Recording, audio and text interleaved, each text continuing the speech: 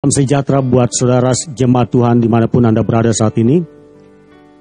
Saya sangat senang bisa menyampaikan kembali firman Tuhan untuk saudara. Dan saya berdoa supaya saudara dikuatkan, diteguhkan, dan dipimpin oleh kebenaran firman Tuhan. Sehingga hidup saudara semakin diberkati Tuhan dan saudara menjadi berkat dimanapun saudara berada. Pada saat ini,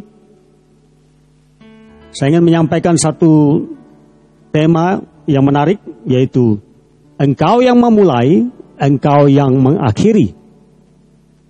Saya ulangi, engkau yang memulai, engkau yang mengakhiri. Kita bisa melihat hal ini di dalam 2 Timotius pasal 4 ayat 6-8. Paulus mengatakan mengenai pelayanannya ketika menjelang akhir hidupnya. Dia katakan begini, mengenai diriku, darahku sudah mulai dicurahkan sebagai persembahan dan saat kematianku sudah dekat. Aku telah mengakhiri pertandingan yang baik. Aku telah mencapai garis akhir dan aku telah memelihara iman. Sekarang telah tersedia bagiku mahkota kebenaran yang akan dikaruniakan kepadaku oleh Tuhan, Hakim yang adil, pada harinya. Tetapi bukan hanya kepadaku, melainkan juga kepada semua orang yang merindukan kedatangan Tuhan.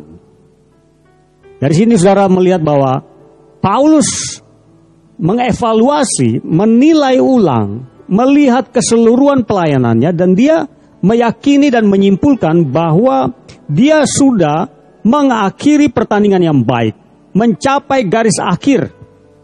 Dan dia katakan, aku telah memelihara iman. Waktu dia mengenal Yesus, percaya kepada Yesus, menyerahkan hidupnya kepada Yesus dan dipanggil ke dalam pelayanan, itu adalah sesuatu kehidupan yang sangat baik, sangat luar biasa. Dia sudah memulai dengan baik. Dan selama puluhan tahun, dia melayani Yesus, memberitakan Injil dari desa ke desa, kota ke kota, penuh dengan tantangan, penuh dengan masalah, penuh dengan mujizat Tuhan. Dari semuanya itu, pada usia tua, dan dia sudah tahu bahwa tidak lama lagi dia akan mati, dipanggil oleh Tuhan. Dia katakan, darahku sudah mulai dicurahkan sebagai persembahan dan saat kematianku sudah dekat. Dia katakan bahwa dia telah mengakhiri pertandingan yang baik, telah mencapai garis akhir, dan telah memelihara iman. Ini yang saya katakan, Paulus telah memulai dengan baik dan mengakhiri dengan baik pula. Ini menjadi contoh, teladan, saudara dan saya bisa juga memulai dengan baik dan mengakhiri dengan baik.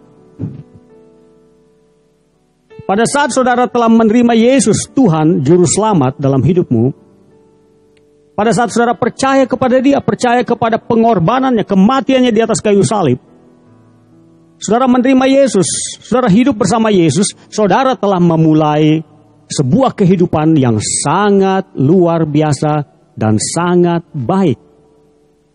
Tetapi sebelum itu berakhir, saudara masih harus melewati proses kehidupan, suka duka, rasa bahagia, rasa susah, penderitaan, kesulitan, kelimpahan, kekurangan. Saudara akan melewati banyak hal. Dan pada saat itu saudara akan diuji, saudara akan dicobai. Apakah saudara yang telah memulai dengan baik akan mengakhiri dengan baik? Apakah saudara akan memelihara iman sampai pada akhirnya? Apakah saudara bisa mencapai akhir garis finish pertandingan iman yang luar biasa ini dengan baik? Atau tidak? Ini masih menjadi pertanyaan, menjadi rahasia buat kita semua. Tetapi saya yakin, keinginan Tuhan dalam hidup saudara dan saya adalah, kalau saudara telah memulai dengan baik, maka akhirilah dengan baik. Ada contoh-contoh yang luar biasa dalam Alkitab, yang dapat kita lihat dan menjadi pelajaran penting dalam hidup kita, mengenai orang-orang yang telah memulai dengan baik, memulai pelayanannya dengan baik, kehidupannya dengan baik, dia memulai dengan pertobatan yang baik, kemudian mengakhiri dengan baik. Tetapi dalam Alkitab, saudara juga akan menemukan orang-orang yang awalnya memulai dengan baik, memiliki iman yang luar biasa, kesetiaan, ketaatan, kebaikan hati. Tetapi pada akhir hidup mereka mengakhiri hidup mereka dengan keadaan buruk. Mereka mengakhiri dengan tidak baik. Nah, dua contoh ini perlu kita lihat dalam Alkitab supaya menjadi awasan, menjadi peringatan buat kita dan juga menjadi contoh. Kita ambil contoh yang baik, ikuti contoh yang baik mengenai orang-orang yang telah memulai dengan baik dan mengakhiri dengan baik pula. Saya mau mengajak kita melihat dalam Alkitab bagaimana bagian pertama, yaitu contoh dalam Alkitab mereka yang memulai dengan baik tetapi mengakhiri dengan buruk. Yang pertama yaitu Saul. Saudara dapat membacanya dalam kitab 1 Samuel, riwayat hidup Saul. Saul seorang anak muda yang gagah dan postur tubuhnya sangat tinggi. Dia diangkat Tuhan, dipilih Tuhan menjadi raja. Bukankah ini kesempatan dan kehidupan yang baik, yang luar biasa, saudara? Menjadi raja diangkat. Tetapi saudara, Saul dalam perjalanannya, dalam waktu singkat saudara, dia hanya 2 tahun memerintah di tanah Israel. Hanya 2 tahun. Kenapa? Saul dalam perjalanannya, dalam hidupnya, dalam karirnya, memulai dengan baik, tetapi Saul mengakhirinya dengan keburukan. Dia melanggar perintah Tuhan, dia tidak taat kepada perintah Tuhan, tidak taat kepada Samuel yang menjadi juru bicaranya Tuhan. Dan akhirnya, bahkan dia terlibat dalam okultisme, meminta tukang ramal untuk mengetahui masa depan. Saul telah memilih kehidupan menjadi pelayan Tuhan, menjadi raja, menjadi abdi bangsa Israel. Itu adalah hal yang baik. Tetapi di kemudian hari, dalam waktu yang singkat, Saul telah mengakhiri semuanya itu dengan buruk. Contoh kedua adalah Salomo. Salomo diangkat Tuhan menjadi raja menggantikan Daud. Bahkan Tuhan menampakkan diri dan berbicara kepada Salomo melalui mimpi 2 kali. Dan Salomo meminta hikmat dan diberikan hikmat yang sangat luar biasa. Dan bukan hanya hikmat, kekayaan pun, kekuasaan diberikan kepada Salomo. Bukankah ini hal yang baik, yang hebat, yang luar biasa? Tetapi dalam perjalanannya, Salomo sebagai raja, dia tidak menguasai diri, dia mengambil 1000 istri. 1000 istri.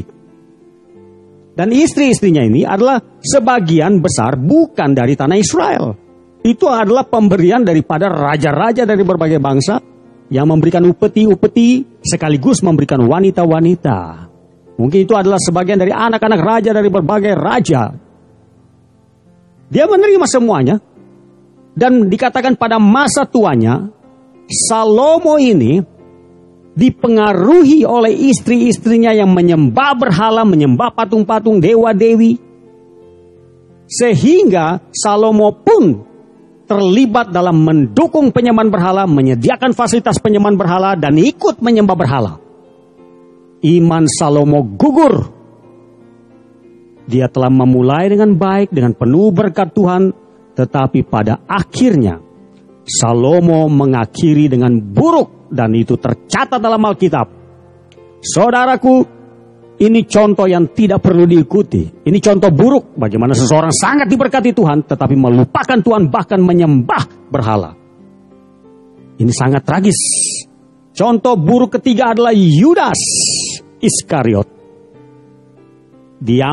Dipilih oleh Yesus menjadi tim pelayanan dari 12 murid Yesus. Yudas pun menikmati kasih karunia, diberikan kuasa untuk bersama-sama melayani, diberikan kuasa untuk mengusir setan, diberi kuasa untuk menyembuhkan orang-orang sakit. Kurang apa lagi saudara? Yesus menjadi terkenal, murid-muridnya termasuk Yudas pun ikut terkenal. Apakah berkat Tuhan kurang buat Yudas? Tidak. Tetapi Yudas masih merasa kurang, yaitu ingin membeli sebidang tanah. Namun karena uangnya tidak ada, tidak cukup.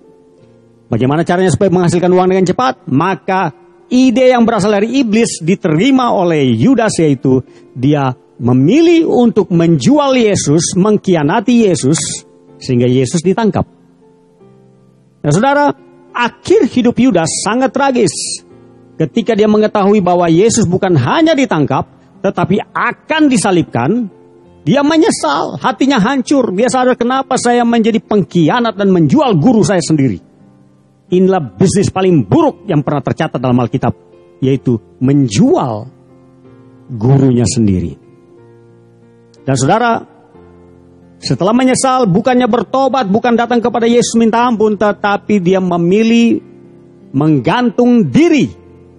Dan kemudian dia jatuh, dan dikatakan dalam Alkitab, dia jatuh dan perutnya terbelah, isi perutnya keluar. Saudaraku yang dikasihi oleh Tuhan, Yudas telah memulai dengan baik oleh karena panggilan Tuhan melibatkan dia di dalam pelayanan. Tetapi Yudas telah mengakhiri dengan sangat buruk, yaitu menjual gurunya, mengkhianati gurunya, dan kemudian mati gantung diri. Saudaraku, ini contoh-contoh yang menyedihkan. 3 contoh ini memperingatkan kita, memperingatkan saya dan saudara. Saudara ada kemungkinan memulai dengan baik, dan hidup saudara sudah diberkati oleh Tuhan.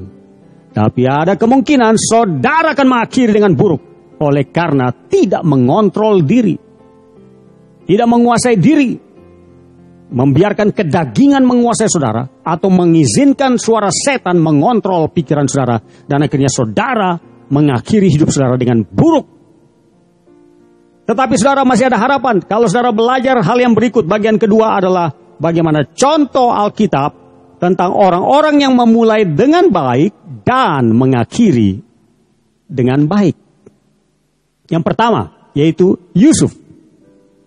Yusuf, kehidupannya pada awalnya menyedihkan. Yang baiknya adalah dia memiliki iman kepada Allah pencipta langit, yaitu Yakub, yang juga ayahnya yang telah menyembah Allah. Jadi Yakub telah mewarisi iman ini kepada Yusuf. Dan Yusuf beriman, Yusuf senantiasa berdoa kepada Allah pencipta langit bumi. Namun penderitaan yang dialami adalah dia dijual oleh saudara-saudaranya. Yusuf telah memulai dengan baik, namun di tengah perjalanan hidupnya dia harus menderita oleh karena saudara-saudaranya yang iri hati kepada Yusuf. Dan Yusuf dijual. Sampai di Mesir, dia menjadi budak Potifar. Dan di rumah Potifar, Yusuf bekerja dengan sangat excellent, sangat unggul. Dia menjadi atasan untuk para budak-budak yang lain di rumah Potifar. Yusuf memulai lagi dengan yang baik. Tapi kemudian istri Potifar atau tante Potifar ingin berbuat zina dengan Yusuf. Yusuf menolak. Yusuf tidak mau mengakhiri hidupnya dengan perzinahan. Yusuf menolak. Namun dia akhirnya difitnah oleh tante Potifar bahwa Yusuflah yang mau memperkosa dia. Padahal sebaliknya saudara. Nah, Yusuf berusaha mempertahankan imannya, kekudusannya. Yusuf tidak mau memulai dengan baik dengan iman kepada Allah Yakub, Allah Ishak, Allah Abraham. Dia tidak mau mengkhianati Tuhan. Dia mempertahankan kekudusan hidupnya. Namun resikonya dia masuk penjara karena fitnah. Di penjara dia terus memulai dengan baik. Dia menjadi napi yang excellent, yang luar biasa, taat, disiplin. Dia menjadi asisten kepala penjara. Wah, dia berpengaruh di penjara, saudara. Semua napi-napi para pejabat negara ada di situ. Dia yang mengurusnya. Karena dipercaya oleh kepala penjara. Yusuf memulai kehidupan di penjara dengan sangat baik. Dan satu saat, ketika dia dikeluarkan dari penjara untuk menafsirkan mimpi raja, dia berhasil menafsirkan mimpi raja dan langsung diangkat menjadi orang nomor 2 di tanah Mesir, negara adidaya pada waktu itu. Yusuf memulai dengan baik dan mengakhiri dengan baik. Di rumah Potifar dia memulai dengan baik dan mengakhiri dengan baik. Di penjara dia memulai dengan baik, dia mengakhiri dengan baik. Dan selama dia memerintah di tanah Mesir, catatan sejarah dalam Alkitab mengatakan bahwa Yusuf memimpin dengan sangat baik, dengan sangat berhikmat, mengatur segala sesuatu. Dia bisa memelihara saudara-saudaranya, dia mengampuni saudara-saudaranya, dia mengumpulkan keluarganya dan memberi mereka makan pada masa kelaparan. Dan Yusuf akhirnya meninggal. Dia meninggal dengan mengakhiri segala sesuatu dengan baik. Sangat luar biasa. Contoh kedua, Samuel atau Nabi Samuel. Dia diangkat Tuhan menjadi nabi dari masa kecil. Jadi menjadi juru bicaranya Tuhan kepada bangsa Israel. Dia menjadi seorang yang sangat terkenal dan disegani. Dia memimpin orang Israel sebelum ada Raja Saul. Samuel telah memulai dengan baik dan dalam akhir hidupnya, kalau saudara baca dalam kitab Samuel, 1 Samuel, 2 Samuel, saudara akan menemukan bahwa Samuel sampai pada hari terakhir dia meninggal. Samuel tidak bercacat cela dalam hal tingkah laku moralnya kepada bangsa Israel. Samuel memulai dengan baik, Samuel mengakhiri dengan baik. Yang terakhir, yaitu Yosua. Saudara dapat melihat kitab Yosua dan melihat jalan hidupnya Yosua, tingkah lakunya, tindak tanduknya. Yosua adalah seorang muda yang menjadi asisten atau pembantu Musa. Kemanapun Musa pergi, Yosua mendampingi Musa. Yosua menjadi ikut terkenal. Yosua menjadi semakin berpengaruh. Dan ketika Musa akan meninggal, maka Yosua telah dipilih oleh Tuhan untuk menggantikan Musa. Dan akhirnya Yosua terpilih menggantikan Musa dan memimpin orang Israel. Yosua memulai dengan baik. Pada waktu dia menjadi pembantu atau asistennya Musa, dia sudah memulai dengan baik. Dia memiliki iman yang sama seperti dimiliki oleh Musa, yaitu percaya kepada Allah Israel yang maha kuasa. Dan dalam perjalanannya dia memimpin orang Israel, ada banyak tantangan, ada banyak masalah. Tetapi Yosua tetap mempertahankan imannya kepada Tuhan. Tetap bergantung kepada Tuhan.